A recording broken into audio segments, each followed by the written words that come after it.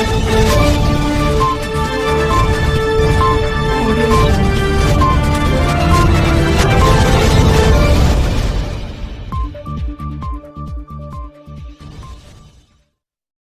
भर की ताज़ा तरीन खबरें देखने के लिए आप हमारे लंतरानी मीडिया न्यूज़ चैनल को सब्सक्राइब कीजिए और साथ ही बेल आइकन भी प्रेस कर दीजिए ताकि हम जो भी न्यूज़ अपडेट करें वो सबसे पहले आप तक पहुंच सके, क्योंकि कोशिश हमारी और हौसला आप। उद्धव की धमकी के बाद कांग्रेस ने वापस लिया दूसरा उम्मीदवार।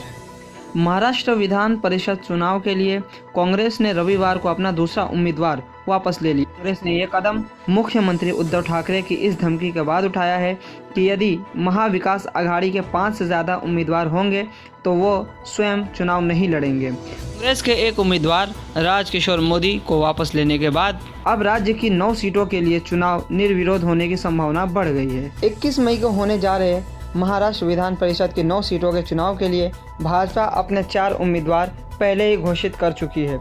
शेष 5 सीटों के लिए महाविकास आघाड़ी के 6 उम्मीदवार सामने आ रहे थे। शिवसेना मुख्यमंत्री उद्धव ठाकरे एवं पूर्व विधान परिषद सदस्य नीलम गोरे तथा राष्ट्रवादी कांग्रेस पार्टी शशिकांत शिंदे एवं अमोल मिटकरी को उम्मीदवार घोषित कर चुकी है। विधानसभा में सबसे कम सीटें होने के कारण कांग्रेस के हिस्से में एक ही सीट आ रही थी। इसके बावजूद कांग्रेस 2 उम्मीदवारों को उतारने का मन बना चुकी थी। उसकी ओर से राजेश राठौर एवं राजकिशोर उर्फ पापा मोदी को उम्मीदवार देने की बात चल रही थी। कुल 10 उम्मीदवार खड़े होने पर किसी एक का हारना निश्चित था, क्योंकि सभी उम्मीदवारों को जीत के लिए कम से कम 29 मतों की आवश्यकता है। इसका नुकसान शिवसेना को भी हो सकता था। टकराव टालने की गरज से शिवसेना अध्यक्ष एवं मुख्यमंत्री उद्धव ठाकरे ने घोषणा कर दी कि यदि चुनाव की नौबत आई तो वह स्वयं अपना उम्मीदवारी वापस ले लेंगे। उद्धव ठाकरे की इस घोषणा के बाद महाराष्ट्र विकास आघाड़ी के नेताओं की एक आपात बैठक बुलाई गई, जिसमें प्रदेश कांग्रेस अध्यक्ष बाला साहेब थोरात ने अपना एक ही उम्मीदवार खड़ा करने की घोषणा की। इसके बाद चुनाव की संभावना खत्म हो गई।